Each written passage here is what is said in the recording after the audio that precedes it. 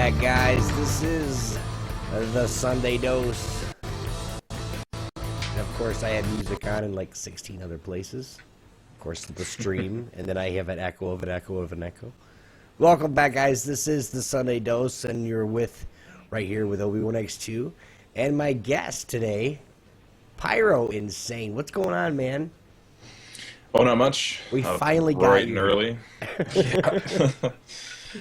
Way too early for a Sunday. Oh. Last week was kind of shaky because alarms didn't go off, and yeah, I had it set for Monday. Oops. Yeah, Monday. I'm doing the show on Monday,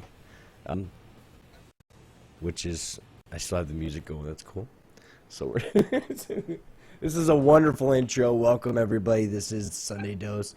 Last week we had some issues. I'm sorry. I'm so very sorry. But we don't have those right anymore. I'm trying to get stuff. I'm trying to get chat and everything else out right now because I was ready, and the fact that we had he knows I live in Michigan, so we have like huge. When we have ice storms, I mean they're like this big. I mean they're like golf ball size, and it's just it really sucks. But fortunately for us, we made it through the night, barely. And then I'm trying to go to sleep, and all of a sudden I see Pyroinsane has started streaming. I'm like, what is he doing? It's like 1 o'clock in the morning for me, which he's in Cali, so he's 3 hours behind. And I'm like, dude, tomorrow's gonna be interesting. He goes, oh yeah. I was like, you guys are getting drunk right now. That makes me nervous. It's like I'm gonna, so I'm like, I had plenty of food, and I didn't get too terribly drunk, so I'm doing pretty good. And I'm used to being up this early. I'm actually up in Washington, so same time zone, West but Coast, all right. much wetter up here. Is that now? And you guys see, okay, mine's not that good yet. I've only been growing it for 6 months. Okay, we got the real man right over there. Every time I go into his TeamSpeak channel, it says beards only, so I feel like I can go in without a doubt. Yeah, I've been growing this thing for almost a year now, actually. I think we're only like a week away from a year. Wow. Episodic. He's going to have an episode series on his beard growing. Yep, just talking about beards and beard growth and facial hair grooming. Exactly. It actually comes up a lot when I'm streaming. People are like, so how do you grow that massive beard? And I'm just like, well, just let it grow. Step 1, don't shave. Let it grow. Step 2, don't shave. Well, I have my wife sees, and the wives, sorry to say it like this, but they're like, I don't want all that hair. Well, I'm doing it for a good reason. I mean, I'm actually doing it. I'm going to dye it in the wintertime, and, when it's Christmas time, I'm going to dye it white, and I'm going to go in a Santa Claus costume to the children's hospital. That's something awesome that I want to do every year, so it just has to be. Yep. But I mean, that's pretty cool. When I first got out of the military, I had a ZZ Top beard, so I had to get back to it.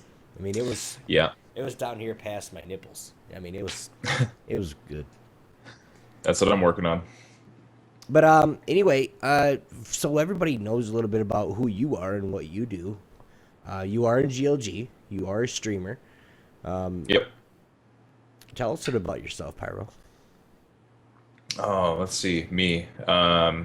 It's all about I've been streaming for almost a year solid now, so that's pretty cool. It's been a lot of fun. I just kind of started it up as a hobby, just to do it, just to see where it goes. And so I'd seen a lot of other people be successful with it, and I thought to myself, these guys are at least mildly entertaining. I think I could do that. So it's been a lot of fun.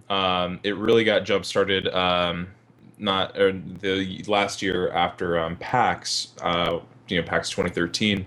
When and I'm an enforcer for PAX as well, so that's something I do. I've been doing it for a long time. And enforcers are the volunteer staff, and we do a little bit of security, but for the most part, it's just making the show run. And I'm the personality on the microphone. If anybody ever goes to PAX Prime and you go to the PC room, you'll hear me talking on the PA. But anyway, Waystone was there, and they had this game called Dawngate. And I was like, okay, what is this? A MOBA? Ugh, MOBAs. I hate League of Legends. I can't do it. I hate that game. And Kind of sucks since that's like part of the show. I know, right? And League's gotten a lot better. We'll talk about my gripes with that here in a moment. But I was working with Waystone closely because one of the things that I do is I work with all the sponsors in the room to make sure they get promotions on the microphone and make sure that all they're taken care of. I'm kind of like their go-to guy for, oh, hey, our internet's not working, and this is a room full of about 1,000 computers. With booths set up for our sponsors and all that stuff, just to give you an idea of the scale. So these guys have this game. It looks pretty cool. I like the art. It looks really great. I'm like, man, but it's a MOBA. I'm just really not a MOBA guy.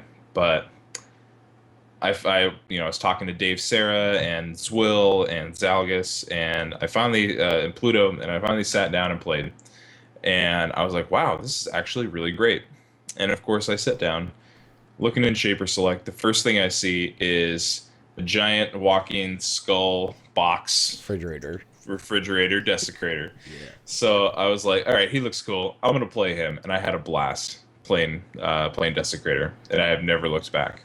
So streaming Dawngate really got me jump started, and I absolutely love this game. Which is crazy for me because MOBAs have never been my thing. But and that's a little about me, right? And too, and with me too. I grew up playing, of course, Mario Brothers on Nintendo, and then once I was able to get a computer, since we're not gonna buy you a computer, you could buy one with your own money kind of thing. So as much as I could scrounge together, I get a computer. Well, then right before I went to the military, I was playing Warcraft 2 and 3, just heavy. And this new game came out and said, "Hey guys, it's a new MMO. Try it out. It's World of Warcraft." And oh yeah, I got into that. Started a guild. Shortly after I went to the military, into basic training, and dude, it took over my life. And that's why I play I played MOBAs. it for 7 years. That's why I play MOBAs now. Yeah, I feel that feel. I played Dawngate, World of Warcraft for 7 years. I can't go back to it. I do play WildStar now, though. I really enjoy it, but yeah. When Thor made the decision that he was going to go back and play WoW, I was like, man, I really want to go play with him, but I really don't. I don't want the headache of having to be on for hours and hours and hours every day just to get one thing done. Okay. Yeah, I'll try Warlords of Draenor with like a beta key or something, but I can't do it. I won't buy the full version anymore. I'm done. I gave World of Warcraft, I gave Blizzard 8 years of my life. I'm done. It's time to give Dawngate 8 years, or MOBA's 8 years, or something like that now. Yeah. Let it lead into the future. You guys do want to tweet us anytime, and this is not just during the show. You guys can, of course, we do want you to go follow Pyroinsane on Twitch and go check his streams out. He plays lots of Dawngate, Destiny. Anything that you see on the back wall behind him, he probably plays. Oh yeah, so Destiny posters up right now. So if you guys want to check that out, go check him out. Twitch.tv/Pyroinsane. You guys can hit him up on Twitter as well, at Pyroinsane. That's nice. Sub emote.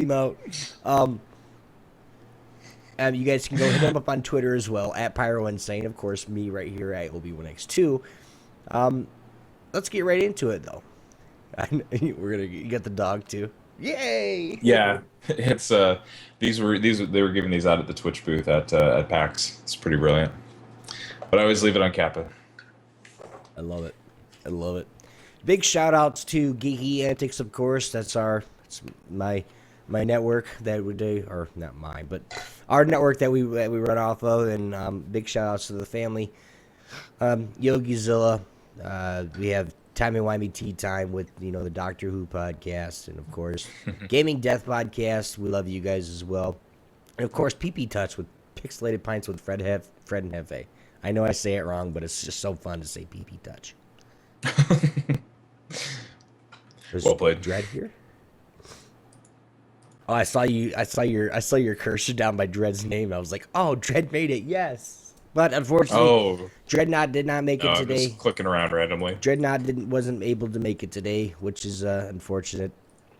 He should be back here. I'm sure he'll be back at the 9 p.m. show. Yeah, but anyway, we do want to make sure we get allgames.com, of course, and the family. And of course, this is the one thing I do want to make sure we get shout-outs for just because we love these guys. Dawngate community, thank you very much for making this game. GLG Thor, thanks, man. TheShapersGuild.com, Waystone Games, and GLG Pyro. Yo. Yeah, we'll have a more public community page here shortly. We're working on it. Oh yeah, I can't wait. I was talking to Thor the other day about it, and I was like, "Is there anything I can do?" And he's like, "Nope." I was like, "Deal." Yeah, no, we got it handled. We're just hashing out some rules and structure stuff for the new community page. It'll be better. Nice. Over on A1cknote. If anybody hasn't checked out A1cknote, go to a1cknote.com. I'll type it out in Twitch chat. It's literally A1cknote. It's the easy way for me to say it is it's Facebook for gamers, but that's kind of a shitty way for me to say it because it is so much more than that. But yeah, go check it out. A1cknote is awesome. I got you. Yeah. Sometimes I permitted you. Oh yeah, Moobot didn't catch me for some reason. Or close enough. Yeah, it's all good. But we do like to get into it, and we do want to get into the discussion a little bit. We do have some streams of the week. Yes, it's all Dawngate, guys. So I'm gonna lay out the stream of the week. Now, I watch this guy all the time. I play in a lot of their community events and stuff like that. With you guys go check him out. It's Best Dibs NA. Twitch.tv/Best Dibs NA. It's with Garwar. Yeah, Garwar is on there occasionally, but Best Dibs NA for the most part is Twerp. That's also where the Money Pigs podcast is hosted on Mondays. And the Money Pigs is a cast with Twerp and Tulse and the Blue Muzzy, who is probably my favorite Dawngate streamer aside from myself. And who else is on there? They usually have a guest in addition to that. But yeah, but you guys, that's where the Money Pigs live cast is. Definitely. But you guys go check them out. Like I said, like he said, they got games that community games, they do customs, and they actually shoutcast them. They will call you out if you mess up, because I messed up build wrong on Zelgus, and I don't remember what I went first. Instead of destruction first, I went some like chaos just to get the extra AoE, whatever. 2-player version. Thanks, dude. I will use those. I will make sure those get all caught up next week. Oh, that's cool. He's been making me one, and he lives in London, or England, and every time I'm on Skype, he's not, and then every time he's on, I'm in bed. So it's like we're trying to get to each other. But anyway, we're gonna get right to it. Pyro, who's your stream of the week? I'm gonna have to go with the Shapers Guild. That's twitch.tv/the Shapers Guild. Okay, you could have done yours. Doesn't matter. Oh, whatever. Everybody who's hanging out here. Well, mine's twitch.tv/Pyroinsane. If anybody wants to follow me, we just hit 600 followers, so that's cool. Do giveaways and community games, and I'm kind of a variety streamer, so I just kind of stream whatever I happen to be playing, which right now is, for the most part, Dawngate and Destiny. But we're going to get back to doing some single-player games and indie games and whatnot, too. So it should be good times. So I'll type that out for you guys in chat. And then, of course, as far as community goes, twitch.tv/the Shapers Guild. These guys are awesome. They're one of the community sites that's been around forever. Garwar is the guy who runs that. along with Telrather, and I will actually be doing some casted games over there on Tuesday. And yes, guys, we are going to try to get Garwar. We're going to try to get the Shapers Guild. We're going to try to get as many people as we can. I was on stream last night watching Pyro, and I was like, Gar, you got to come on this show. He goes, I would, dude, but it's 9 a.m. I said, lucky for you, buddy. It's 9 p.m. next week. So he has no excuse anymore. Regardless. Nobody does. Heck yeah, that'll be much easier for everybody. We can't use the it's too early anymore. Even though somebody got up at 6 a.m. just to come on the show. I was up at 5:30 actually. Well, I'm still going to say thank you to you anyway. But let's get right into it. Now, yeah. Would you like to do the Dawngate first, or would you like to just get that lull out of the way? Let's just talk Dawngate since that's what's on the show agenda. Okay. Let's see. First up on the Dawngate segment, patch notes. Where did those go? And you missed some stuff last week. I know Spathy Zillow is actually putting it in chat for you to look at. Oh, what is this? It's my pimptastic picture. Oh, that's ridiculous. We were bored last week. Yeah. No. Don't show him the Amy Pond one. Anyway. Oh, that's intense. Patch notes, guys. One of the bigger patch notes that we have for Dawngate that I since I've been playing anyway. It's quite big. That's what she said. Yes, I know. Hey-o. And I'm pulling up the patch notes right now because I, didn't get them. New patch notes, guys. Patch notes 36. The introduction of Ronan. Oh, there it is. Yeah, Ronan. Ronan is badass, and holy crap, you cannot escape him in the lane, period. No.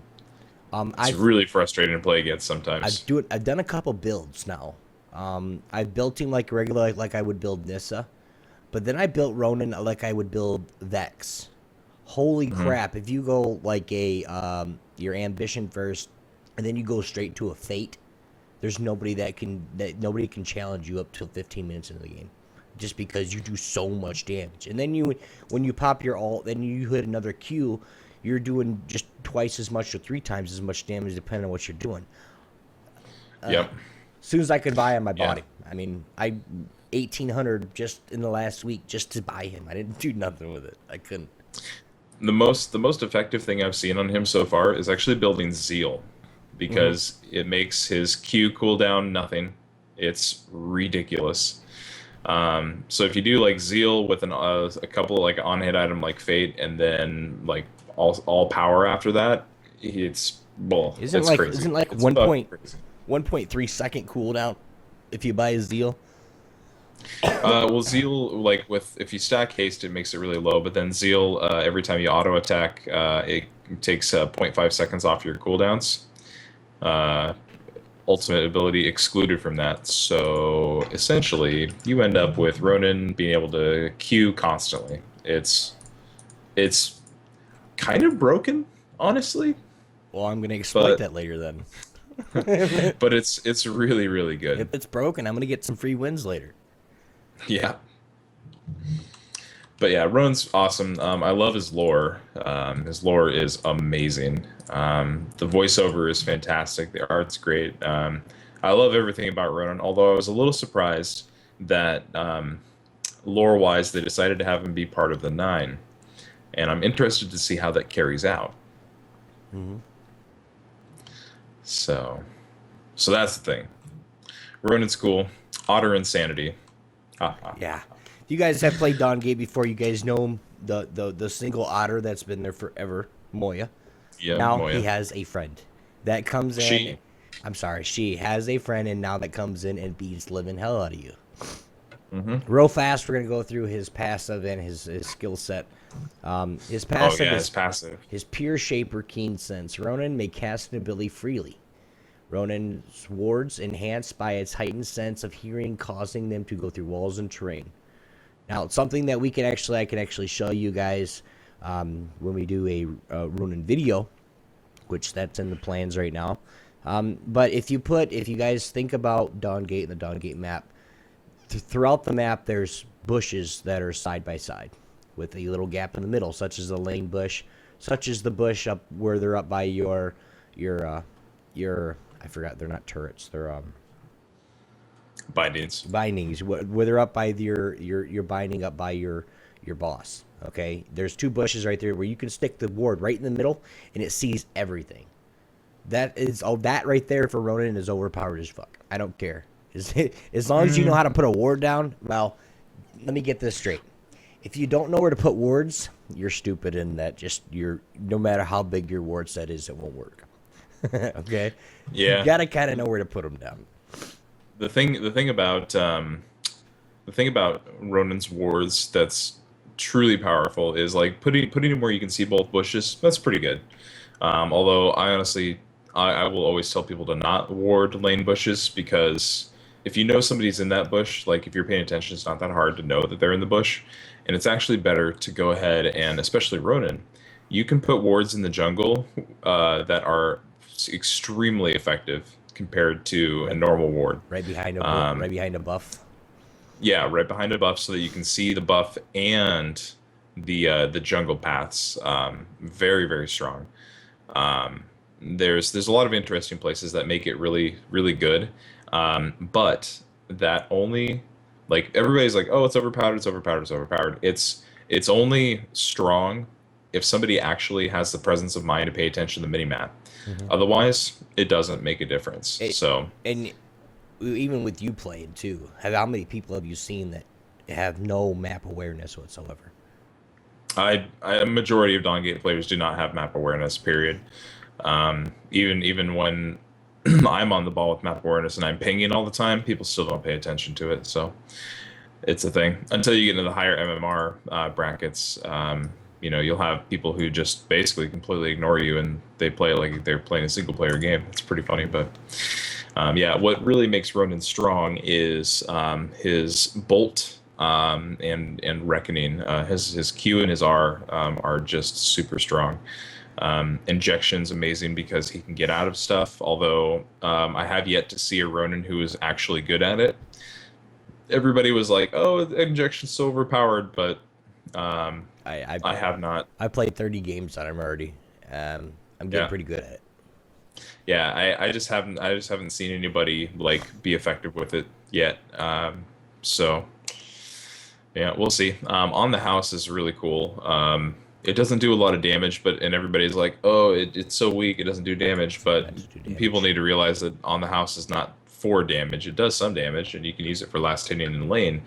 But the sight that it gives for checking bushes and things like that is super strong. So he's got a really awesome kit, and I'm excited to give him a play. But I'm not a very good ADC. All I really do is play tank. Definitely. For those that we're just gonna go into, I know he kind of went through everything, but the Q is the bolt. It's where you dash into a direction.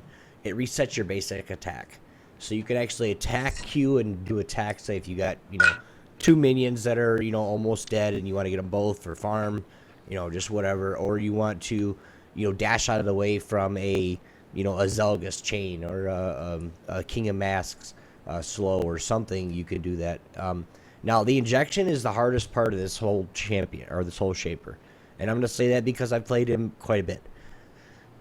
The only thing that the injection is kind of not worth is when you get hit with it.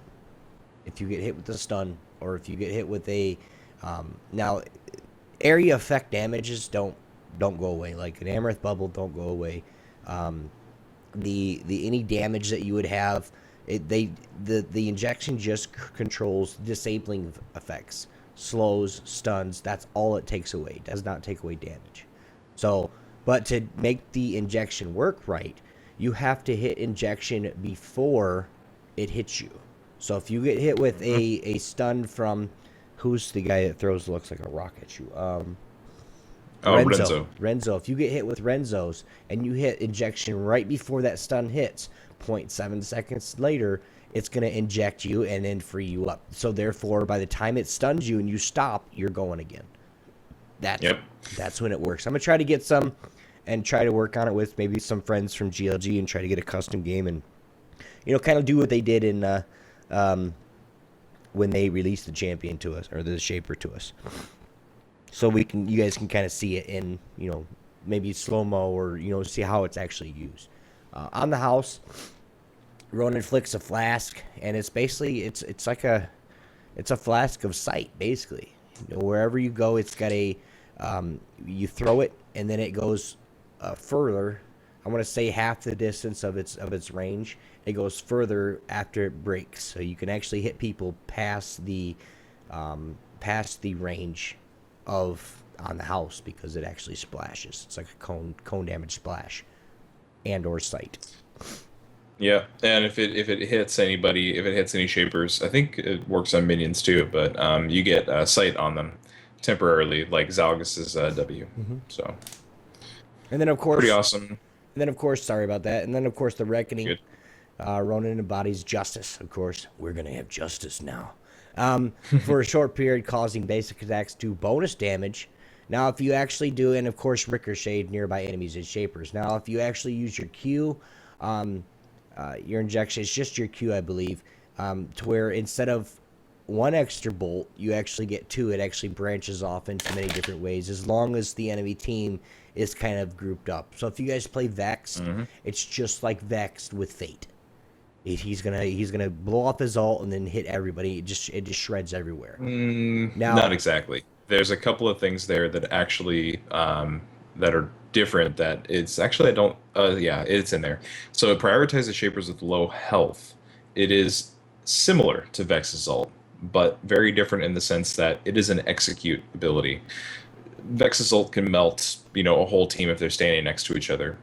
Reckoning can melt a single person or two people, especially if you got, like, say, one of my first instincts is to move in front of my team as a tank when Vex is ulting and try to draw his fire away. But if I do that with Ronan, it's just going to bounce off of me and then hit the low health guy I was trying to block for, and that's where his R is really strong, is targeting the low health shapers, and the bonus damage is very strong. So it's similar in a sense, but still, it does bounce between people, especially if you have Fate, kind of similar. I don't know. It's the execute thing is the big difference. definitely. And this is why, guys, this is why we have guests. So Obi doesn't have to say everything once. Thank you. But yeah, you guys, if you guys want to try him, go check him out. Usually after Shapers come out, it's usually at least 2 rotations for they're on free rotations. So he will be free here soon. That's just how Dawngate is. Everybody gets to have a chance. Now, new features. We got some new features that are new to Dawngate. We have content sales will show up periodically in the collection. Being sales as in there are some shapers right now. I think I have to get on Dawngate to see which ones are which one. It's Volok and Ferris right now for shapers, and then Dib's skin. Okay, so basically it's 33% off. Is it 3 or 30? I think it's just 30. 30% off, and that's 30% off the Waystone points. So it's not something that you can just go off and play a bunch of games and get shapers half price or anything. You actually do have to spend money, but it's a good deal, especially if you're like me and you want skins. I mean, you guys know, if you guys follow me on League of Legends, I have a skin for every single champion. Some of them too. I love my skins, so of course I'm gonna want skins too. If I can get skins for half price or close to 30% off, that's a good deal, guys. So go check that out as well. Now, there have been a lot of people that have been arguing lately. Queue times. What's wrong with the queue times? They're trying to fix it. Okay, matchmaking is getting better. Go ahead, Pyro. Well, I was gonna say, queue times of, like, if you think this is bad, You should have been here in the beginning. You should have been here a year ago in the earlier beta. Like this queue time is nothing. People complain about it because they play League of Legends and they're used to queues popping really quickly. You got to realize that the player base for other games is significantly larger right now, especially things like League of Legends, even Smite and Dota. Massive player bases comparatively. So if you want the queue times to be better, the best thing for you to do is get your friends to play too. The more people means less people that have to wait. Yep. A lot of people, I see a lot of complaints on Twitter and stuff during non-peak playtimes too. And not that I'm trying to be a prick about it or anything, but if you're playing during a non-peak time for NA, which is basically like if you're playing right now, you're probably stuck in a 10-15 minute queue. Well, that's because everybody's in bed. Sorry. I was gonna say that, dude. I understand that it's frustrating, but I think complaining about it when you're playing during a non-peak playtime is That's your fault. totally dumb, and you should know better. But if you are playing this time, this is when Obi usually plays in the morning.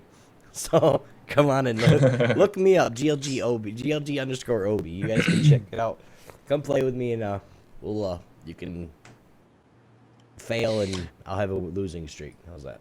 Yeah, specifically on matchmaking though, with the new additions, which I love. Clients will now automatically requeue for matchmaking at the same priority they had when the lobby was created when another player leaves during the game shaper select. So when somebody dodges, you're going to almost immediately get requeued, like usually within 30 seconds. It's really cool. And then matchmaking groups remain together. So after you are playing, like say you're playing with 2 or 3 friends, and then after the game, normally you're going to want to get together and play another one, especially if you're practicing as a team or something. Mm-hmm. Well, now you don't have to spend a minute redoing your group queue. It automatically puts you back into a party lobby, and then you can hit go again, which is awesome. Definitely is. Was that with you the first time? I was like, wait a minute, we're back in the game already? I didn't get an invite. Mm-hmm. Like, no, it works Yeah. like that, dude. It's like, yeah, sweet. Yeah, it's a quality of life change that we've been asking for a long time, and I'm glad to see Waystone making those things happen. I have a feeling they have some other things up their sleeve because they've been pretty quiet about a lot of these things lately until they drop. And based on a lot of the things that they've said, about six to 8 months ago, they said, the end of 2014 / beginning of 2015 there's going to be a lot of features ready by then. So I think this is just the tip of the iceberg for this, the client being as good or better than the other mobile clients out there. So I'm super excited to see where it goes. Me too. Yeah. If you want to say hi to Spathzilla in chat, Stan Farina, welcome. Good morning, Obi and Pyro. Hail to Andy. We're not hailing Andy quite yet. Now, we do have there are some new announcer packs. They have been, of course, with this new patch. Now, all the announcer packs, it's nothing serious or nothing, but they've been alphabetized. You guys don't have to go and search for them. You just go if you want Ronan, or if you want Zalgus, Zalgus is at the bottom. Go get him. It's little stupid shit like that, but Makes it easy. And then another feature here, the forward renderer. I'm not going to go into the details of it because it doesn't affect most people. But long story short, if you have a lower end GPU, if you turn some of the settings down, it will perform significantly better without looking completely like shit. So that's cool. Also, just by default, because of the way they've changed the way the game renders a little bit, if you have a lower spec GPU, you should immediately see a performance increase without having to turn down settings. So it's pretty rad. Good for them on that. Optimization's been pretty good over the last 6 months or so, getting better and better. But optimizing for low-end GPUs, because there's a lot of gamers out there who can't afford a high-end computer, makes the game a lot more accessible. So, hopefully that will increase the player base a little bit too. and there's people that actually like to stream as well, and I'm one of them too, that I tried to stream Dawngate, and everything was just like, CPU, dude, CPU. Like, what's going on? I had to turn all my graphics down, everything else down, change up OBS, just to stream it. So you can stream with the lower end CPU with Dawngate as well. You just got to make sure your settings are right. Yep. So. Some balance and tuning stuff here. Ashabel, they fixed a bug with their Q, which is awesome. Cerulean's Impale, they fixed a bug where it would, and some people who played Cerulean a lot didn't like this because it felt like it was intended gameplay, but fixed a bug where this ability would sometimes flip an enemy after they exited this ability's cast range. So that would mean you would blink as you were getting flipped, and you would still get flipped. So, that was the thing that was really bad about Impale was, if you're going to use blink in the middle of it, it's fine because it gets you out of it and still does damage to you. And that's how the intended gameplay, that is the intended gameplay there, is you can get out of it, you're still going to get hurt by it. But they finally fixed that, so that's good. It's really frustrating to have that happen to you. But Shore's Calling fixed a bug where the ability would sometimes heal Cerulean for less than intended, which is nice. I had many instances playing Cerulean where that would bug out and not work right. That was really disappointing because, if when you ult somebody, if they're, lower health, you get a lot of health back from it, and it can really sustain you in a team fight, but wouldn't always work. A lot. So, yeah. Desi's got a Death Fog. He's got a bug fix. Desecrator's Fog, Forge Fire Desecrator had a low chance of not displaying the ability animation. So, for those that did play it actually happened a lot on Forge Fire Desi. It would happen almost every time I used my ult. For somebody that actually don't, I'm sure there are people that can exploit that. But they had to fix it just to make it fair because if I'm getting hit by a Desi ult, I want to see it coming so I can dodge it. Yeah. The biggest thing was that it would, it was really strange. You would not hear the sound effect, and you would still see the zombie fly up and then hit the ground. But he wouldn't do the animation. He would just stand there still instead of doing the animation where he normally he kind of looks up into the air and it shoots out of his coffin. And so it was really frustrating to play as Desecrator with that too, actually, because I would be expecting my ability animation to go off, and I know that it went off, and then it doesn't, and I'm confused. Because I'm like, oh, did I get CC'd? No, I didn't get CC'd. What the fuck happened? Oh, it's still on the ground. What? So, thank you, Waystone, for fixing that bug on my main. Even thank you for fixing it so I can get away from him properly. Because you can hear a thunk, thunk, thunk. Because every time that I played against him with Forge Fire, I would hear the the big pop, but I would see nothing else, and then I'm taking damage for no reason. Like, wait, where's it at? It's on top of me. I gotta get out of here. And I play ADC, so I'm the squishiest one on the team anyway. Dibs Reverie, which is his R, fixed a bug where activating this ability within a short window would occasionally fly Dibs to the center of the map without you doing anything. Who did this? I think it was Garwar that did it last week, where he used R to get into maybe now it was Garwar.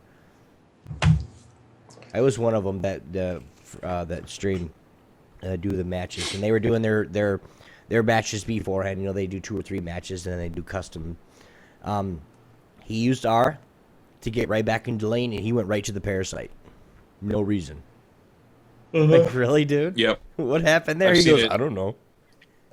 Yeah, it's a weird bug, and as sad as it is for somebody to be playing and have this happen to them, I've seen it a couple times where they were using it as an escape and they were really low health, and so they fly directly to para and immediately get squished. Hilarious, but sad. Yeah. There's a lot of shapers that I won't play yet because I'm concentrating on the ADC role. Like, I won't play Ferris. I know Ferris can be a good Glad if you play him right, but I won't. I don't. I own Kindra, I own Ferris, I own King of Mask, and I'll stay away from them. I started with mages, and it backfired so hard. I wanted to farm, and they're like, mages are not good Glads. Well, kinda. Mm, They they kinda can be. are, if you play them right. I Yeah. was it yesterday or the day before where they were saying Mara is a terrible glad. Mara is one of my best glads, just because of her bubble. You can clear really, really fast. If you get, you use your bubble to clear or to farm, and you use your Q to poke, they're not gonna try to come get you unless they're just stupid and you don't have a dash away or something. Yeah, I mean, honestly, even like Desecrator can be an effective gladiator. It's just about how you play. And if you're gonna like doing an ADC as a gladiator is generally pretty safe because most ADCs have at least one escape ability. And they're You start ranged. going for people like, yeah, and they're ranged too, so they're automatically in a safer spot.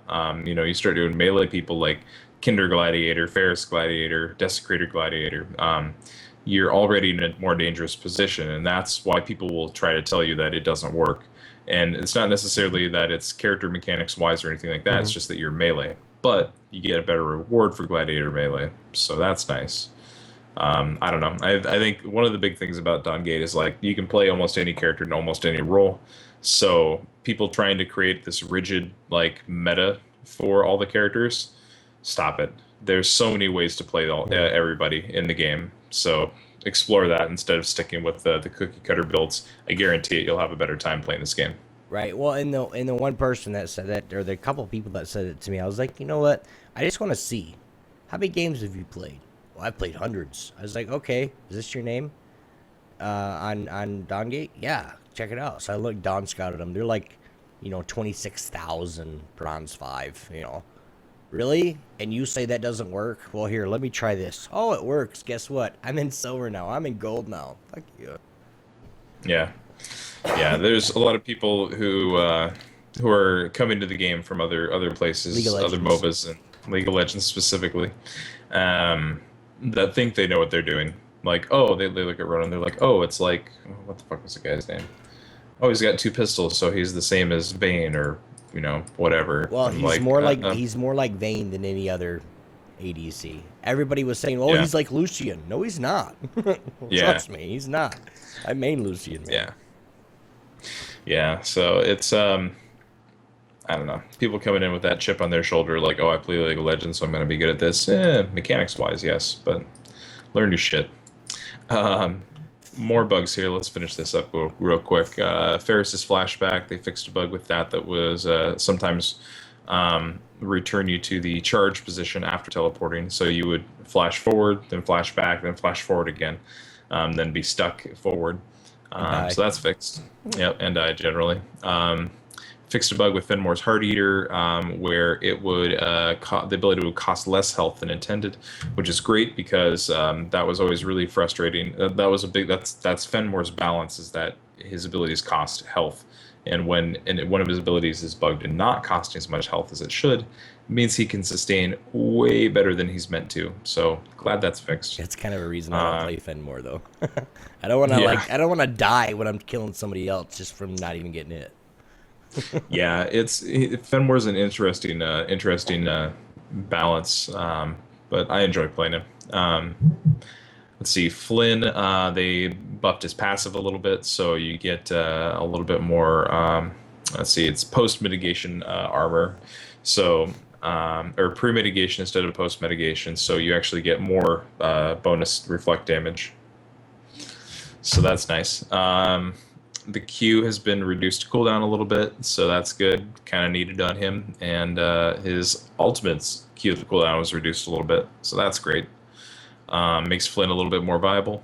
Let's see, Kindra, her R, fixed a bug on that where you would try to use it on somebody who's recalling, and if you ended up right as they were teleporting back to base, it would actually take you to base with them. And you die a Um, miserable death. and you would die because you're all of a sudden in the locus, the enemy locus. So glad they fixed that. It's not cool. That's why I didn't play Kindred, dude. I did it one time and I was like, where the fuck am I? I'm dead. No, I'm not playing this shit no more. Fair enough. You can't do it, man. uh, King of Masks Captivate, which is tentacles. Hmm. Used to be it would cast a certain distance away based on your mouse position, but now it's always maximum range. I'm glad they did that. It was really frustrating to play King of Masks and have it not go off the way you wanted it to, just because your mouse was slightly out of position. Um, so I'm glad they did that. Makes his skill cap a little lower, which some King of Masks players are complaining about. But ultimately, it's I think it'll make new players to King of Masks feel a little bit more comfortable with him. So I think that's a plus. And that kind of gives you the ability, when you do your dot, you do your in, you cast, and you're back out. Kind of like what's his name? Kind of like Ferris, when when they dash in, King of Mass dash ins, they throw down their Q or their W, and then back. Blah, blah, blah. I can't talk today, so let's just keep going. It's all good. On his flourish, his W, which is his dash, they fixed a bug that would cause him to lose the empowered Q or E if he was silenced during their casts after using flourish. So, good quality of life fix for King of Mass players. Abilities can be cast during Q or E without canceling those abilities. So you can hit QE or like QW really fast or QE really fast, and he'll just do both of the abilities without you having to like. He'll do it with the best timing possible without you having to be the best timing possible. So interesting change on him. It's going to make it a lot easier to combo with King of Masks. So, bit of a buff, and not a direct buff in terms of like power or anything, but definitely makes it easier to get combos off on King of Masks, which makes him stronger. So Definitely. well, for people who know how to combo with him. So that's awesome. Mina's R fixed a bug with the cooldown not displaying correctly. Sakari will now start basic attacking a shaper that she used Shatter on. Makes it easier for Sakari to continue damaging somebody. Nice quality of life change. Fixed a bug where Iceberg, her W, her wall, would immobilize enemy shapers with a single iceberg. You would like drop it kind of on them, and for some reason your shaper would just stop moving, or it would actually get trapped. I saw it happen quite a few times. Glad they fixed that. Viridian's R. This one was really frustrating. Fixed a bug where it would incorrectly knock the target aside instead of impaling the target if it was too close to Viridian when it was cast.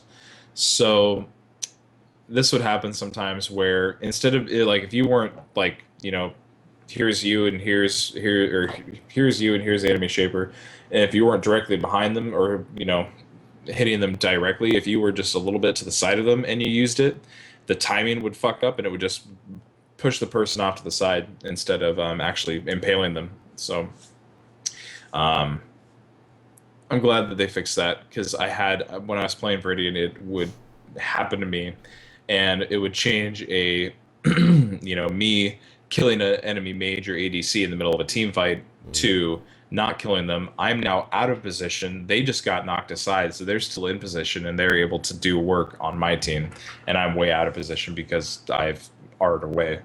So I'm glad they fixed that. Now there's some item changes, gameplay changes, and then just some general. The one item change is the passive on the item now calculates the damage reduction post mitigation instead of pre mitigation now. I know before it was pre mitigation and you were screwed on any will item you would get until you get maybe your second one or a full will item, and it just kind of sucked. It really did at all. So that change was made, and because for the people that build tanks, tanky junglers, they're gonna build will items, and if they're not getting their mitigation, then what's the point of being a tank? So yeah, it's a nice change for early game, because will used to be a bit stronger than its current form, and then it kind of got weak, especially the whole post mitigation pre mitigation thing just means that it's just a better item overall, and a good balance change. Let's see. Now, the parasite changes are interesting. Do you know the times for these parasites? Off the top of my head, I think it's 10, 15, and 25. The now when you guys go into Paris, if you guys are watching any I want to say real games, but any competitive games between, like, I know SG and who was the other team that played the other night? They played. And baddies. Well, you get, like, you were seeing, before 10 minutes. I mean, they were taking a Baron at like 7, or a Parasite like 7 minutes, just for the extra gold. Now Evolution 1, that's before 10 minutes, right? I believe 10, 15, yeah. Before 10 minutes, you're gonna get just gold. You're gonna get global team them. You're gonna actually it can give you a deficit to where you can actually get another blue item, or even finish an epic, or whatever. You will be ahead if you can manage to get that as a team. Evolution 2, and that's after 15 minutes, or before 15 minutes, from 10 to 15, right? 15. No, I think Evolution 15. 1 is from the beginning of the game. I think it's 15 minutes for Evolution 2, and then 25. And then 3 is 25. So Evolution 2 is where you get your team them, and you'll get the global team buff. You'll get a Parasite buff. I will look that up here in a second, exactly what the Parasite does. And then Evolution 3, which is at 25 minutes, you're going to get your Vim, you're going to get your buff, and you're going to get Striders for 4 minutes. Now the only downside of that to me is if I'm going to get the Parasite just one time after 25 minutes, if the other team's close at all, they get to farm Striders. But on top of that, I get gold, or I get Vim, and I get stronger. So if your team is actually decent enough, and actually, okay, guys, what do we do now? We just took Parasite. I ping it every single time after Parasite. Don't go back. You're full health. Let's go kick some towers down. Or get some... It kind of depends on where you're at. Get some wells, or do whatever you want to do. You need to put pressure on the map. Yeah. Pressure. Because it takes a little bit for Striders to spawn, because they don't spawn until the next wave. So it's definitely okay to go back, especially if, hey, I need to get this item now. But if you have the whole team there and there's still a tier 2 binding, or even a tier 1 binding up, that's when I say, yeah, go kill a tower, because you're 5-man versus 1 tower now. Go kill that binding if it's a tier 1 or tier 2. But if you're at a point where you push them back to tier 3, don't do it. Just back, wait for the Striders to spawn, and then have your entire team go out with a wave of Striders, and it just puts insane pressure on the towers. So that's usually that. Those are the two kind of choices that you have to make generally there. And a trick, and this is something that I don't like to give my tricks out to everybody, because I don't want everybody doing what I'm doing unless they're good enough.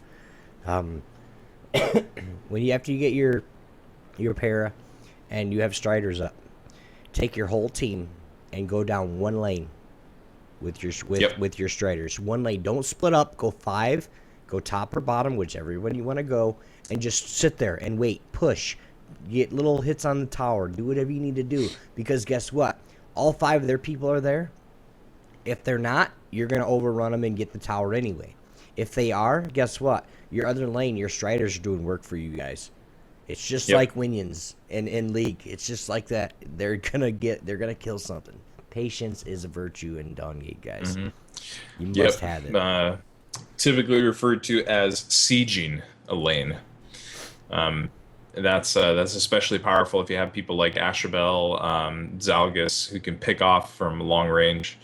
Sieging is really a good strategy, especially if you have Striders. Moving on from the Parasite changes, we've got some cool stuff. Casting mode, which I've been doing a lot of casting with the Shapers Guild. Like I said earlier, I'll be over there on Tuesday. Smart camera and the announcers pack. So the smart camera used to sometimes jump around a little bit where you didn't want it to be, so that was frustrating. But it's they basically made it would jump after a Shaper died during a team fight or something. It would jump to another fight when you still wanted to look at where the other person just died because there's still stuff going on or something.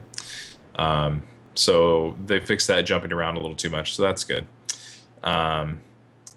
the announcer packs during when you're a spectator, so you can have your whatever your favorite announcer pack is while you're a spectator. So that's pretty cool. When I'm casting, I tend to just turn it down and leave it on the curator though, because it's a good default. It's easy for people to understand. So, but as a spectator, if you're just watching a match, um, pretty cool to have. So you can have Ferris or whoever, you know. Definitely. Now the launcher. The launcher is now displaying messages and countdown before it restarts itself, which is actually just, it's more information for you guys when you guys are going to restart or start the game. Matchmaking, brand new players will be matched with those that had lower matchmaking rating for their first few games. So now they fixed it to where that, which this is really nice to me, and this is me being as a new player and a new a new performer on Dawngate, where I know for a fact that yes, I'm silver. Okay, that's fine. I've only been playing a little. I've got 50 wins. But then you get somebody like, Pyro or Thor or McKella or anybody that's that I play with now that are all up into the the challenger tier or the big tier.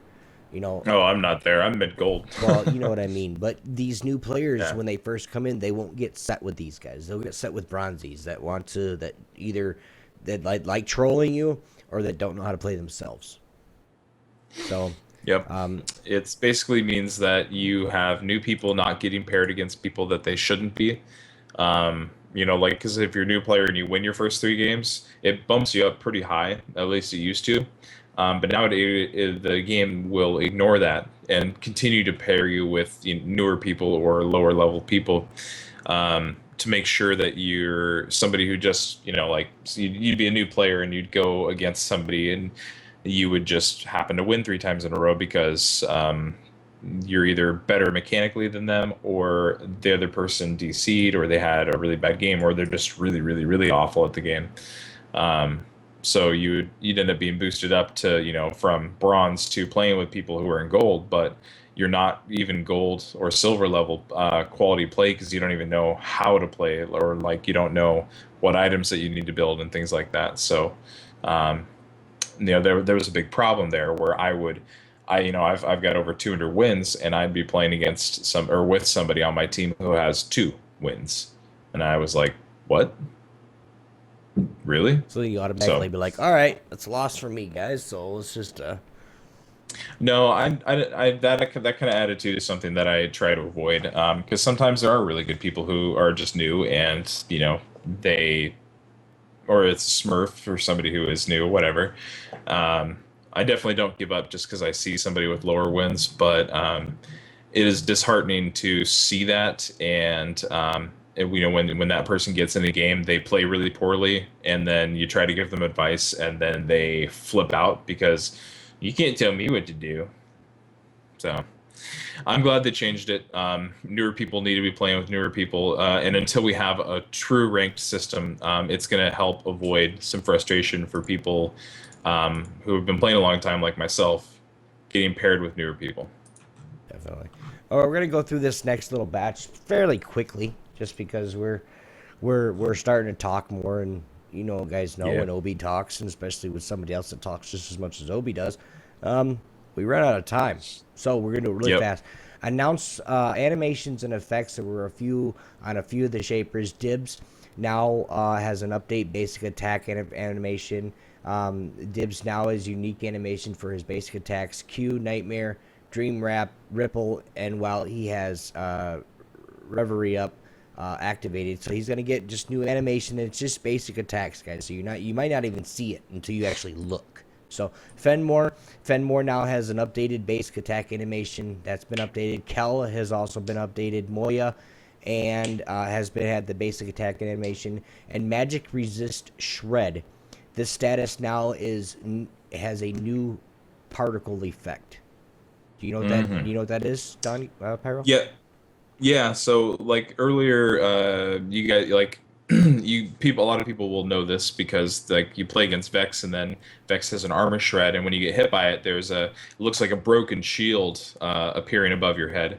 It's basically the same effect, but now it's purple. So magic armor, magic. So it's really easy to see. Like when Zeri nails you with her magic shred, you can actually see it now visually, and it gives players an easy feedback to know, holy crap, I just got magic shredded. I need to back away. Definitely. Now there are some bugs in the collection, game mode, shapers, and game client. Like I said, we're gonna go through these very quickly so we can get on with the show. Fixed in the collection, fixed the display error of the announcer packs, spirit stones and Stark purchases. On some resolutions, you couldn't actually see them. You couldn't see the little square where it says 110 Destiny. You couldn't see that, which is, it's okay. It's fixed now. Clarify the description of Volok's domination, which is his R in the collection. You actually can see that now. Fix some categorization errors for Flynn's announcer pack. Well, Flynn's announcer's pack is fixed. Clarify the description of Kendra's Night Stalk ability in the collection. And these are just stuff that, we're just going through so you guys know what's going on. If you guys want to look at her abilities, you can look at them all now. Fixed in inconsistency with Flynn's finest hour, which is his R.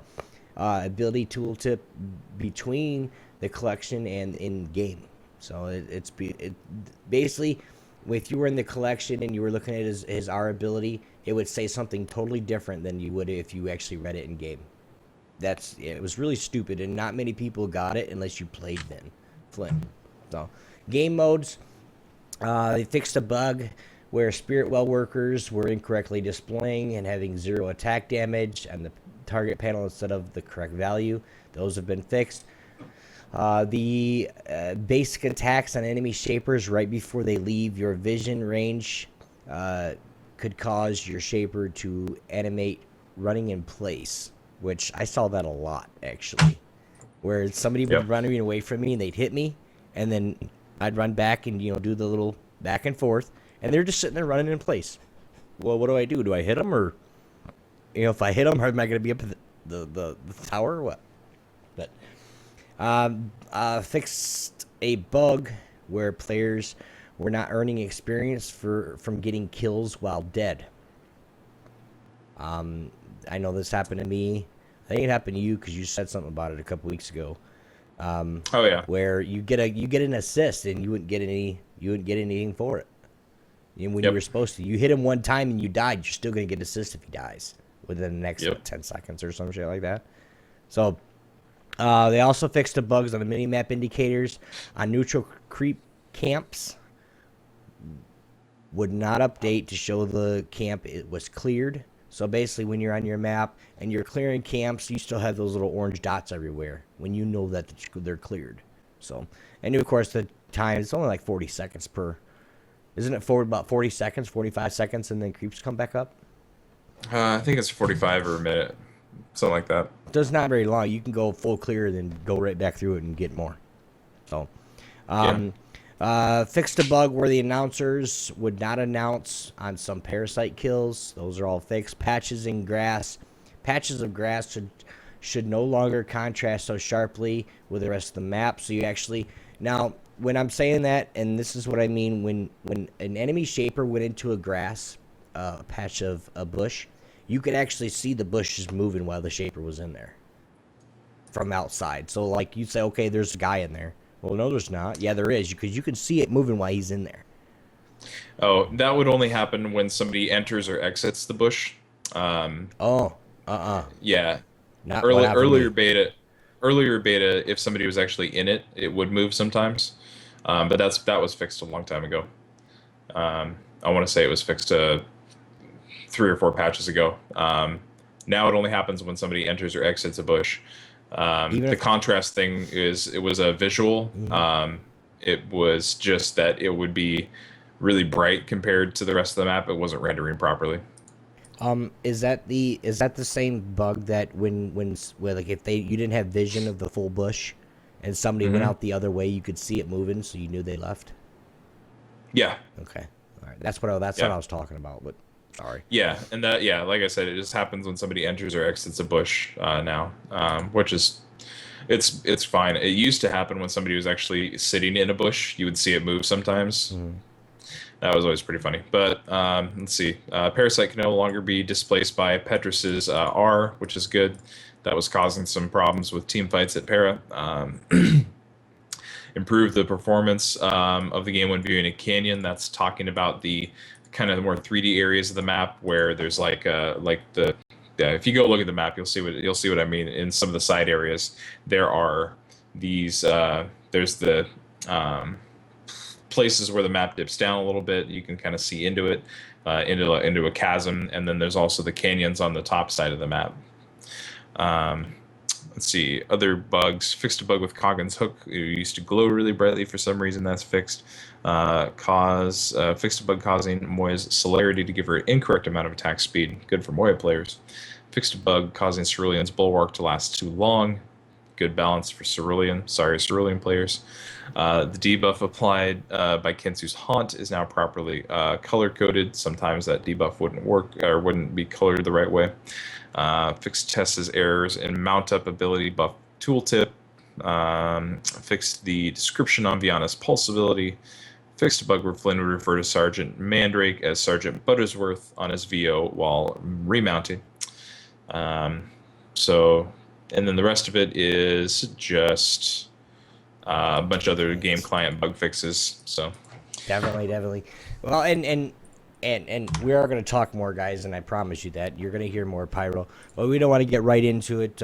Keep going because we actually have more than I thought we would because I'm not by myself today. So yeah, Shaper rotations for 9/30/14, which is started last week. There will be another Shaper rotation on Tuesday.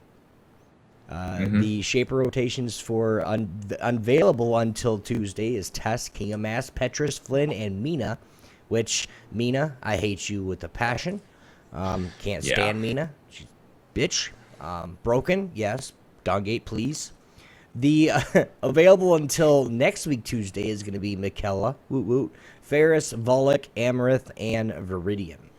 A lot of these Shapers are on every week almost just because they want people to play them.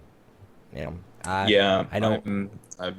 I'm really disappointed that Waystone decided to have both Ferris and Mina on the same rotation.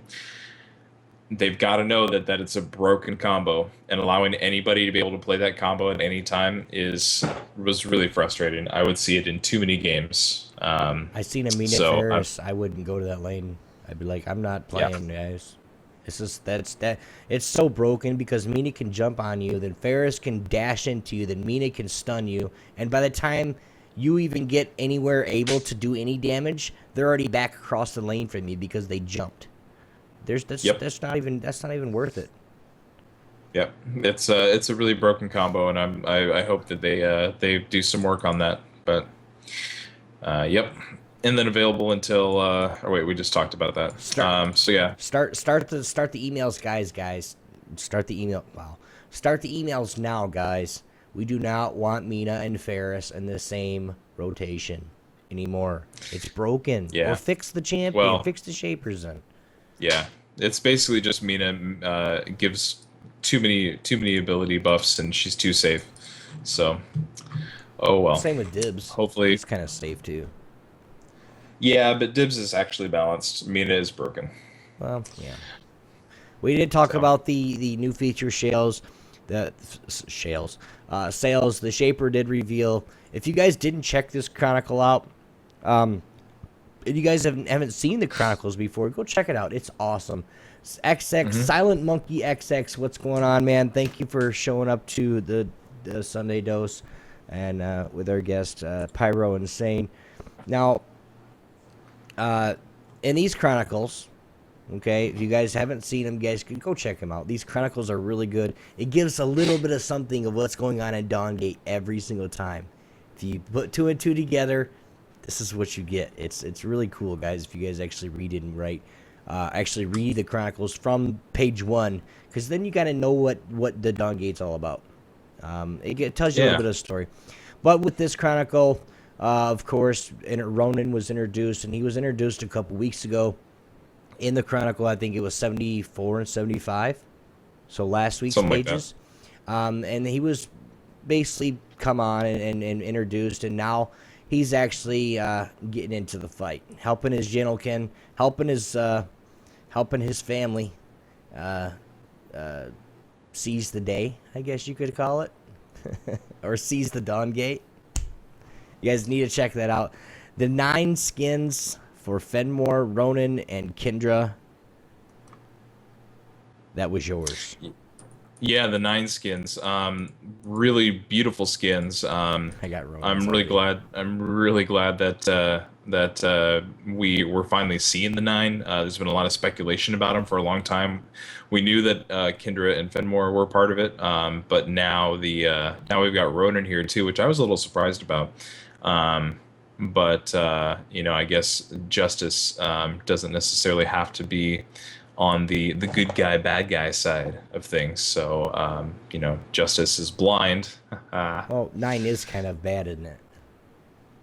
Well, yeah, I mean, the 9 are generally, so far, we've kind of associated them with being, the manipulators in the background who want to seize power. So I was a little I was a little surprised to see that, somebody who is supposed to be the spirit of justice joining them, but if justice is truly blind, then, which he is blind, it wouldn't pick sides. Mm-hmm. So I think it's a really interesting move from Waystone, keeping us on our toes. And I think it was good when I heard about it. I'm interested to see where it goes, because the plot thickens, so to speak. But the skins are beautiful. They have special recall animations, which I really hope they add these fancy recall type animations to other skins, like particularly Desecrators, because they are really expensive skins. And seeing this kind of visual quality and upgrades on a skin that only costs 700 or so waypoints, I feel I've 785 actually. I feel like it. I feel like if I spent 1,020 or 1,080 waypoints on Desecrator skins, that I should probably have a fancy recall animation too. But Definitely. Yeah. So the 9 craziness. What else we got this here? Next thing, guys, I want to make sure that you guys know these are community tournaments that Dawngate,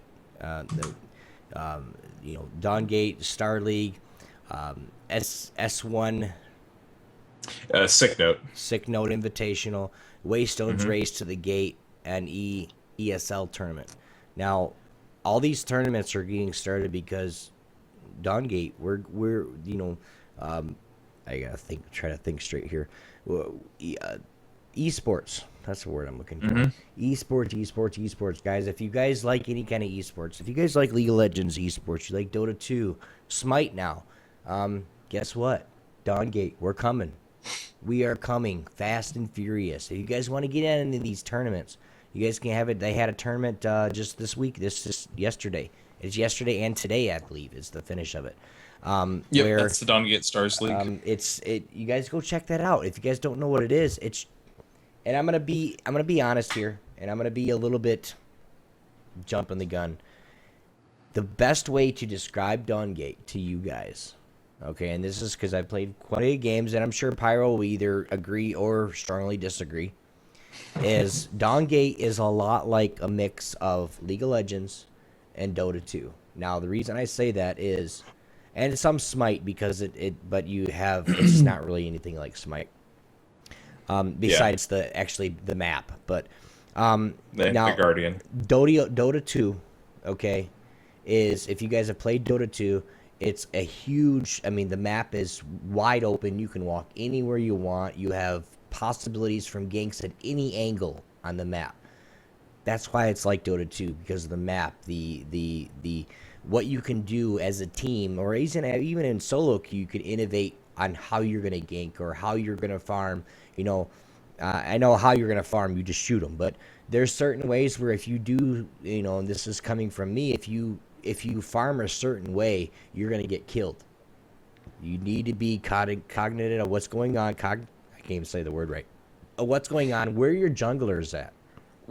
If your jungler's coming in and pinging, and you guys are still on your tower, if he's pinging, let him get the first hit, or or however he's gonna do it. If he's a Flynn, of course, Flynn, he needs you being in the lane, he needs you to stun or slow or something so he can get that his Q off on him for another stun, and then he come in with his W with his, I call him his roach band, because it's a bunch of roaches just running in a circle, or bugs or whatever. But and then you guys can more than likely get a kill.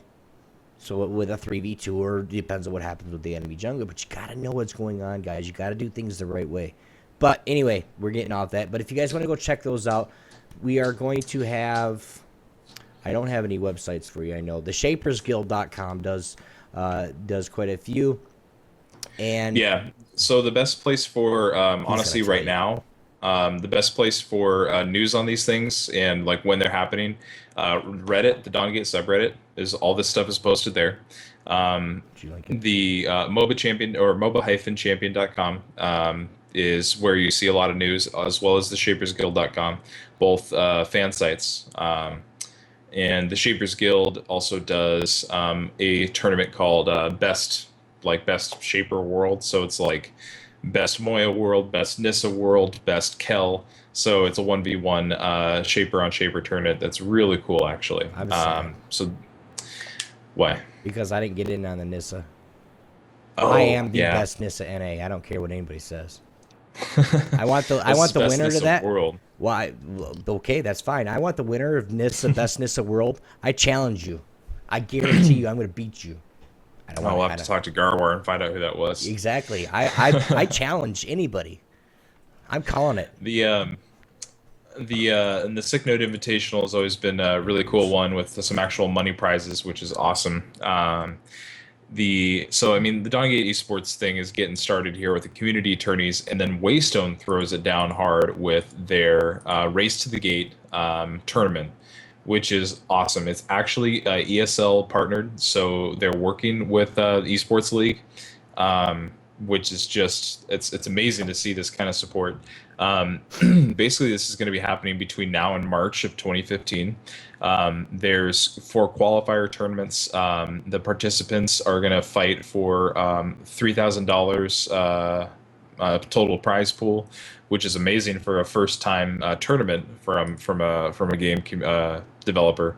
Some of the things here that's going to be going on. Let's see. First tournament will take place in the north. And this tournament's actually going to affect the Dawngate lore. I don't know exactly how they're doing that, but that's basically what they were telling us. So I'm really excited on that. Yeah, I can't wait. Isn't the invitational right now? They had like the prize pool is like thousands. Well, the prize pool for the ultimate prize, there's a 4-team it's a 4-team invitational tournament with a $15,000 prize pool. The regionals are just a $3,000 prize pool. So it's really cool to see like prizes pools for both of these. There's some really strong teams out there already, like Bandit Baddies, who I think they were doing some work, but I don't know all the team names because I don't pay that much attention to it, but. The subreddit is the best place for news on this, and then following the Dawngate at the Dawngate, which is Waystone's Dawngate Twitter. They tweet out about all the stuff, all the tourneys. So basically, their Twitter and Reddit are the best place for the info on all this. And then of course here's the link to the actual post about it. So if you're esports and you think you're good, and you think you're good at Dawngate, get a team together, play in these tourneys. It's real. So that being said, GLG, I need a team. Let's go. Well, GLG, a lot of us are pretty casual. There are some people in GLG who are interested in doing competitive stuff, so I'm sure it'll happen. Well, but, you know what? I have a gaming house in my future, so GLG. That's your thing. If we want to do this, Dawngate, I'll have the gaming house. Boot camp at my house. Let's go. Fair enough. Let's see. I think that was about it for Dawngate news. Oh, last thing. If you go to the Chronicles right now, there's actually a um, video that pops up. It is a excuse me, an audio recap done by the Emperor of Masks, quote unquote, from 30 years after the Dawngate opened in the lore. Um, it basically what it is like if you were to go 30 years in the future, it is King of Masks telling the story of the prologue as an older person. There's actually a little art blurb of him where it shows him, and he obviously looks older. So it's a really cool. Basically, it's King of Masks 30 years later, talking about the Dawngate prologue, telling a story, of course, as King of Masks likes to do. So it's really cool. And anybody who hasn't gone through and read all of the Dawngate Chronicles, go back to the first one and start it. It's an incredible graphic novel, and I'm really glad that they decided to do this because it makes the world so much more real, and it's part of what keeps me playing this game. Yeah, definitely. Well, and when I started it, and somebody's like, "Hey, go read these chronicles," I think it was you. Hey, go read these. They're really cool. I was like, "Oh my god, it's 76 pages." Oh, but it's a comic book. I'm game. It's a comic Right? book, guys. Trust me, it's awesome. But yeah, yeah. Now I really hate taking out the Dawngate, going into League of Legends, especially when I have Yeah. nothing to talk about. Guys, we do have we still got about almost 20 minutes in the show left. So what we're gonna do, and we'll spitball a little bit. If you guys want to talk about anything, let us know. If you guys do want to talk about anything in chat, especially Dawngate wise, because we do have one of the here himself that knows quite a bit about it. So hopefully later today, if if my son will let me, I'm probably gonna stream some and maybe hopefully get Pyro and a couple of the GLG people in the game. So I will be playing D&D all day, so D&D I all am not day. available on Sundays. Oh yeah, I forgot. It's But all good. League of Legends, guys, you guys can go and follow along real quick. It's not going to be a long conversation because I don't want to bore. I don't like boring my guests. So, he's already made it clear that he hates League of Legends. So, Well, let me give my 30 seconds on that. uh-oh. So early League of Legends graphically looked like shit, and I had a really hard time wanting to play it. I feel like the mechanics are slow. I feel like the rigid meta is a problem, and I don't like it. Mhm. That I have to play a champion in a very specific way, or else I suck. Um, Yeah. that bothers me as a player. And then the sheer toxicity of the community, where I would go in as a new player. And granted, this is like a year ago when I actually tried to give it a real good shot. Um, it was so toxic that like I would buy an item, and it wasn't a good pick for my champion, and Mhm. somebody would instantly start ripping me apart in chat. Yeah. Um, And so yeah, that it totally turned me off to the game, and I know they're making changes to it, and they've updated a lot of graphics, and it looks better now. So I'll probably give it a try again, but ultimately the community turned me off big time, well, and and I'm going to tell you yeah. right now, be looking for a letdown because the community, and I'm sorry to say this about League, I love you guys to death, but you guys are the same. Always have been and always will be. You're toxic. I'm sorry to say this. I understand that, for people that go in and play, I understand, if you go in a solo queue, I understand if you get trolled. I understand that a lot because we get trolled in Dawngate too. But if to come in the game and totally just rip on somebody for that, it just started the game. I'm gonna tell you right now, for all you guys that play League of Legends, if you guys are gonna come over and play Dawngate and be like that, we don't want you. I'm sorry to say Hmm. it like that, but we don't want you. Dawgate's awesome. Okay, now you get every now and then you get the flamer that wants you just. I think they were saying it last night. Don't stop flaming, um, in your games last night. But Yeah. you every now and then you get that troll. You get that person that just doesn't care. That's one person. Literally, Hmm. yes, one person can cause many, but still, we do not want your toxicity in our Dawngate. We do not want it. If you guys want to be toxic, stay in League of Legends. That's why we don't play Yep. that anymore. I'm Well, I'm sorry. glad to see that League of Legends is taking a good stance on that too.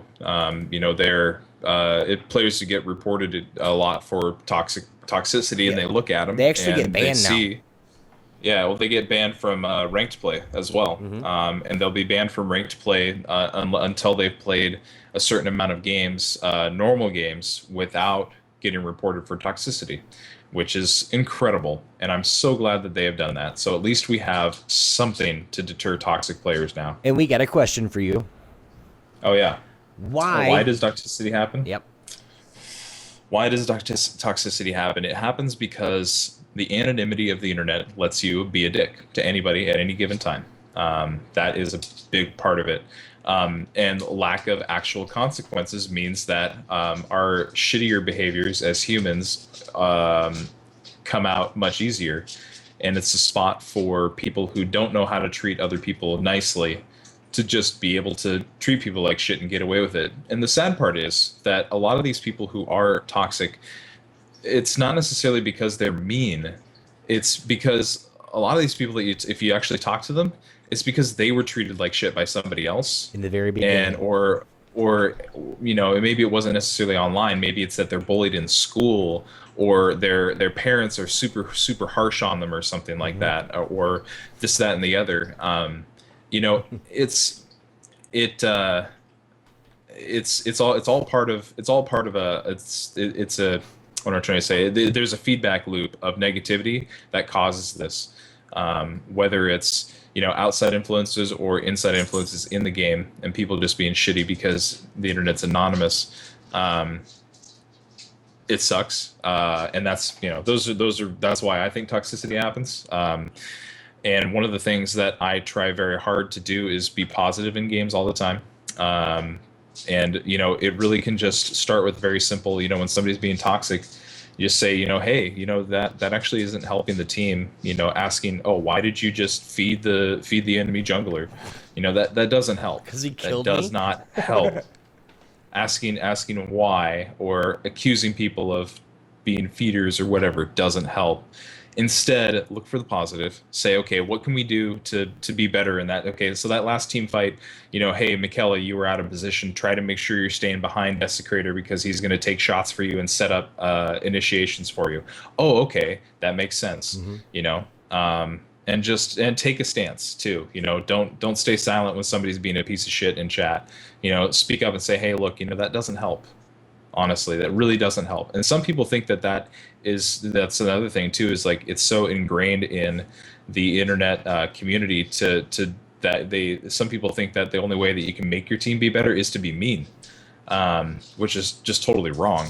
Positive feedback, or at least saying it in a way that doesn't make you sound like you're calling them a fucking horrible person, makes it so much. It's way more well received, and that's taking a stand on it is what's going to build the community into a fun place to be instead of a toxic place to be. So that's my challenge to anybody out there who's playing, is to be positive and have fun in the game, because that's going to make the community a better place. Definitely. And welcome, Level Up, Josh. How are you? Welcome to the show. Now, that's a good one. I mean, like I said, I played League of Legends and I've tried playing Dota 2, and that's why that's the reason why I stopped playing Dota 2. Yep, Was same here. because I went in the first time, never ever even played the game, and I had a team of people saying, just come play with us. We'll help you. Okay, sure. I have far more emotes than that. Sure, help me. Whatever. All right, you want to build this, and this, and this. Okay, what do you mean? What do you mean? What's this, and this? I don't even know how to get to it. Well, didn't you play the beginnings? No, you guys said download it and come join you. That's what I'm doing. Well, we played a couple games. I started getting to know a little bit. Well, then I was a tank, and I built a support item, or I don't even know what I did. I built a full damage item when I was a tank or something. And they're like, what the hell? Obi-Wan, you're a stupid ass. I mean, they just paragraphs. And my team, these are the people that I play with, that I was playing with, did nothing. Wait, are you guys just like going to let me hang out to dry? Well, you're the one that bought it. I was like, see ya. I left the game and never went back. Why'd you leave? Yep. Because if you guys are going to help me play the game, And then when I fuck up, you guys aren't even going to get my back? No, I'm done with you guys. And, well, then I started playing League. Well, then it just got more. Well, problem with that is I try to be happy when I'm playing League of Legends. But anymore, I just want to go in with Blitzcrank, control the shit out of people. Okay? Because if anybody has ever seen, I'm sure there's a couple people in chat that see me play Blitzcrank, I will get pulls out of my ass and kill somebody. But that's just because I know how to play them. Mm-hmm. Anyway, let's get off that. We don't want to. Toxic people are sometimes fun, sometimes they're not. There are a few streamers that are just trolls, and they're just that's all they are, is toxic. Yeah, I honestly and I'm gonna call her out, Casey Tron. I'll keep it short on this. People who just go into games to troll and be toxic, fuck you, straight up. Like, especially streamers too. You are a very public face of the game, and you're gonna sit there and show people that this is how you should play the game. Fuck you. Stop it. It makes it not fun for other people. Yeah, fuck you, Obi. No, you know what I'm talking about. Okay, now I want to get this real quick because we're talking about other things, and I really need to get this out real fast. Now, knockout stage, guys, League of Legends Worlds. It's in chat. You guys want to check that out? na.lolesports.com/news. Now, we've had some interesting matches, and I watched every single one of these, believe it or not, even though it was at 3 o'clock in the morning. Samsung White versus Team Solo Mid. I really thought TSM was going to get more than one game, but they didn't. Samsung White did make it to the quarterfinals, and they are going to be playing against none other than Samsung Blue. Now, it was really close. Samsung Blue versus C9 last night, or yesterday. C9 won the first game and blew them the fuck out. You guys know who Cloud9 is? It's a big North American team. I'm sorry to say it, but no offense to TSM, but Cloud9 is the best North American team right now. I mean, yes, they got second place in the NA, and TSM won the gold for NA. But I'm sorry, Cloud9 is a better team. Sorry, TSM. Love you guys to death, but sorry. But Samsung Blue did win that. So today, the start of the quarterfinals is going to be Samsung White versus Samsung Blue. So sister teams are going to be battling out. Samsung White is terrified of Samsung Blue because every time they scrim, guess who wins? Blue. Starhorn Royal Club versus Edward Gaming, and Najin White Shield versus OMG. Now, Starhorns was yesterday. Najin's White Shield and OMG versus OMG will be today. Well, tonight anyway. So, but the predictions, I have got one prediction right out of my 4 so far. I did predict Samsung White, but I did predict Cloud9 would pull it out, but they didn't. So I got one right. And like I said, this is going very, very fast, guys, because there's not really much to talk about. So, because it is Worlds, and like I said, we're slowly rotating into the Dawngate more, just because it's a game that I believe in, that I want to play more of, and a better chance to where I could actually start a pro team for Dawngate versus League in the future. So. What I will say about Worlds is I'm glad to see that it is as popular as it is, even though I don't really care for League of Legends. That's beside the point. I'm glad that esports is a thing. I mean, the Dota 2 International was on ESPN, which is just huge, mind-blowingly cool, and that's big. I'm so glad to see that esports is a thing that's being really legitimized by the world's culture at large. But I'm also really happy to see more North American teams show up so that we can show these Koreans that we know how to play games too. But I mean, I think it's really great. I watch a lot of WCS. I really enjoy StarCraft. So I understand it. It's just like real sports fans too, and this kind of rolls back into the toxicity thing. And I shouldn't say real sports. I should say physical sports players or teams. Um, this kind of rolls back into the toxicity thing too. I see a lot of people who are, video game nerds who don't care about sports, or people who just don't care about sports in general. You talk about it on Twitter or Facebook or whatever, and people who are non-sports fans just start ripping you apart for being a sports fan. Or at the opposite happens, where sports fans rip other people apart for not being sports fans. Um, and then we were also seeing people who are fans of physical sports versus esports ripping each other apart. Why? It's two different things. Like it blows my mind that it's because somebody else likes something that you don't, that you have to rip them apart.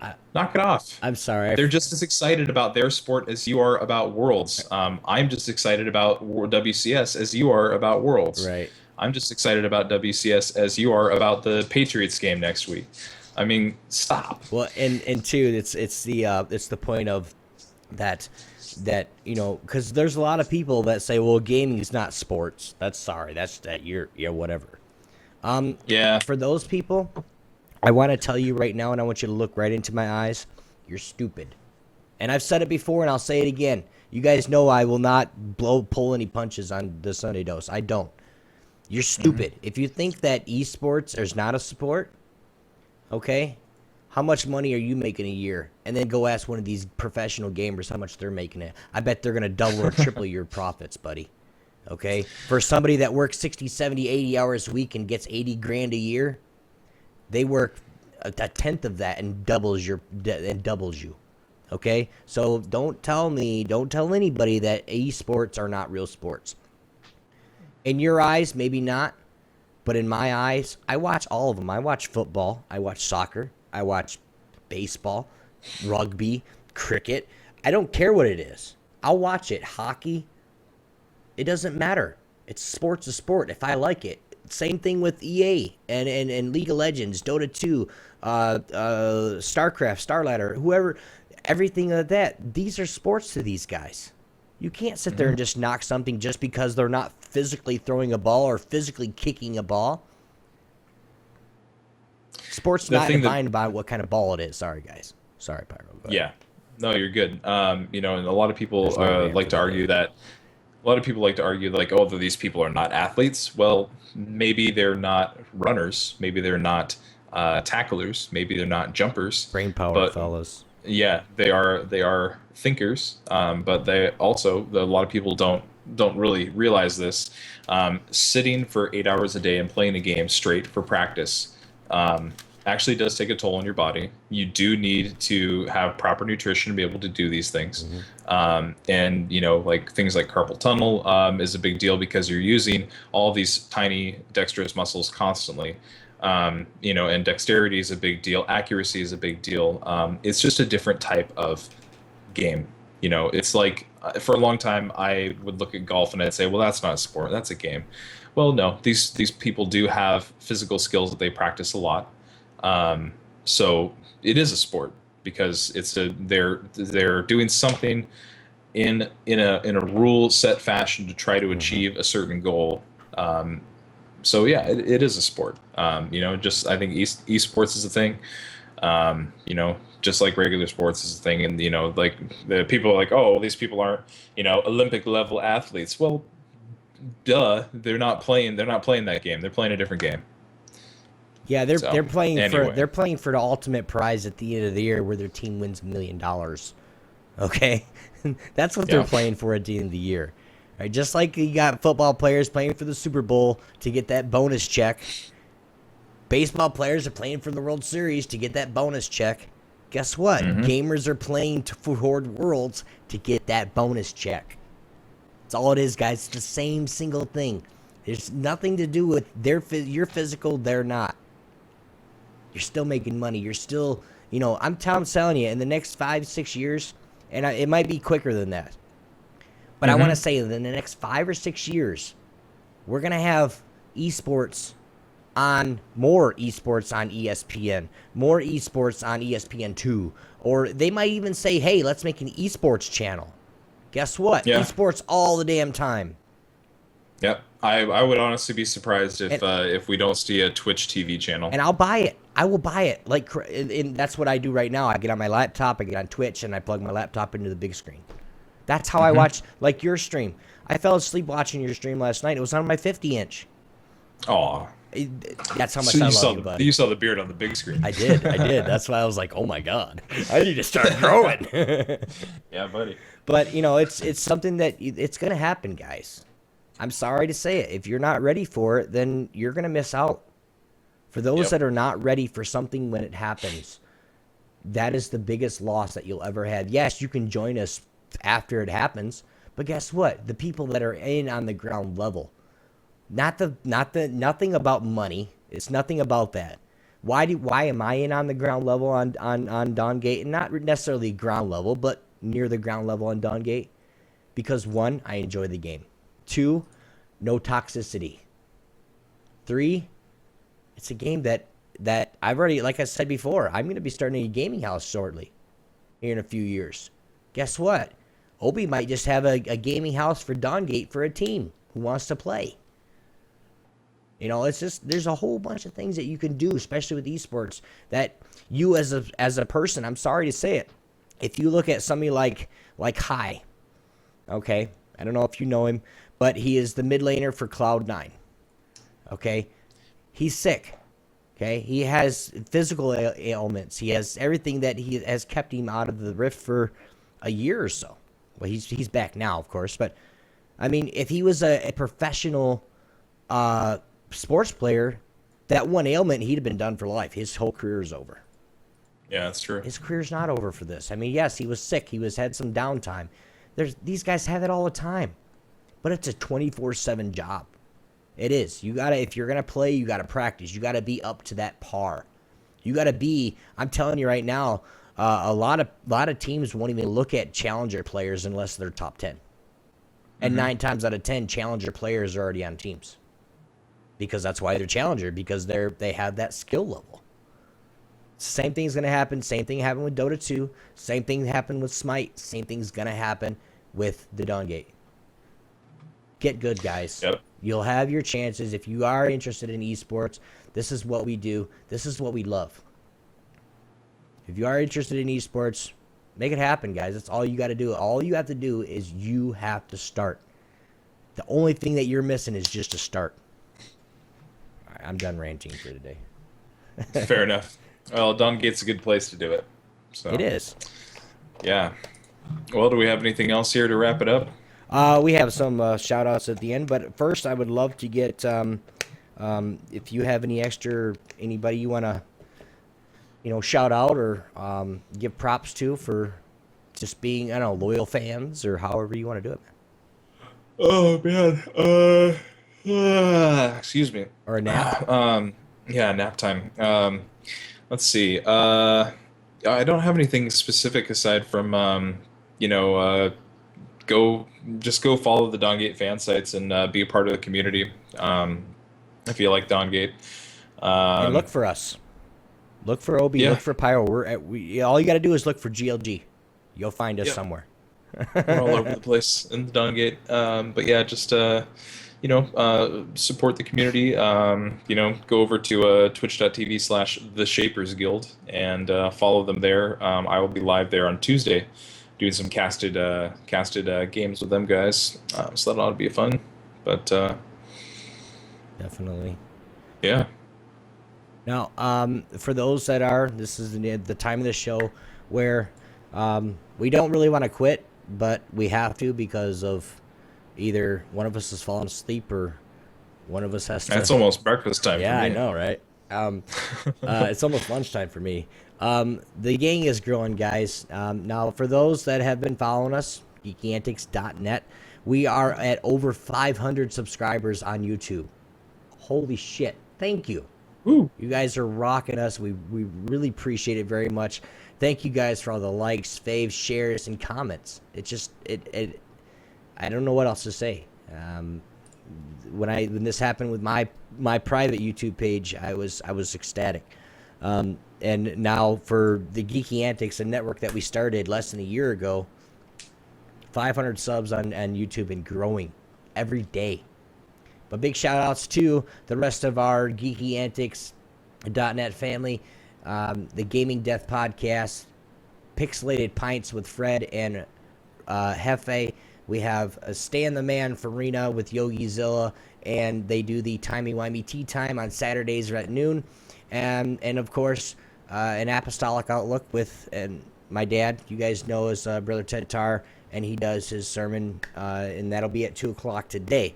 But we do want to make sure that the Gaming Death Podcast are every Thursday at 9 p.m. Eastern Time, hosted and simulcasted on Geeky Antics as well, right before our live show, the Horseplay on Thursday nights at 11 p.m. Check out full coverage types on any platform you guys want. We're everywhere, and we're everywhere that you can find, download, or even listen to podcasts. That's everywhere, guys. So if you think we're not there, go check. We'll be there. Okay, we do want to show some more love, of course, to, like I said, Timey Wimey Tea Time, Pixelated Pint, and, of course, Horseplay Live, our official radio show of interactive geek culture.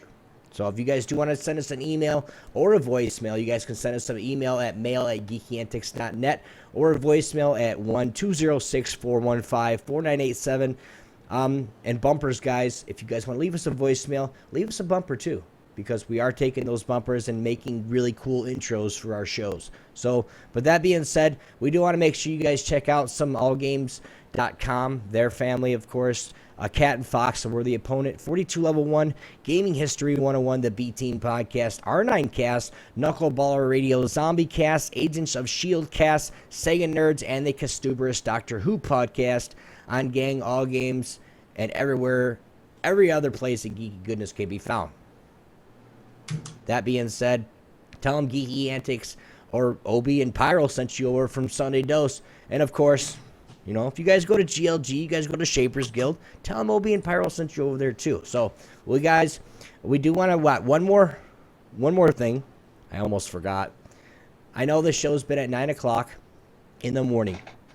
Now, we have been talking, and this is due to, because we definitely want Pyro back. We want, you know, Thor back. We want all these guys back that really want to be here, that actually really want to do it. So, what we're going to do, guys, starting next week Sunday is not 9 a.m. It's going to be 9 p.m. Okay, for all those in military world, that's 2,100 hours. So, next Sunday at 9 p.m., we're probably going to, I'm working on a guest right now, but I'm not going to tell you because he might be watching. So, it's, you know who I'm talking. I said it earlier, but that is the Sunday Dose, guys. Pyro, thank you very much for coming on the show and just conversating with us, man. Yeah, no problem. It was fun. We really want you back. I do. I really do. And of course, guys, if you guys are interested in doing any podcast or being a host of a podcast with Geeky Antics, I need one. We do want a second host, and then of course our guest hosts. So a total of 3 people. But if you guys are, like I said, if you guys are interested in it, please let me know. We'll get you in here. Start next week. So. And Skype's potatoing. The stream just went down. Uh-oh. The stream went down. Yep. I'm still up. Yep. Uh-oh. Well, anyway, that being said, this is OB1X2. My special guest, Pyroinsane. We'll see you guys next week. I'll see you next week. He might. I don't know. We'll see. Peace. We'll see. I'll probably be playing D&D, but have a good day, everybody.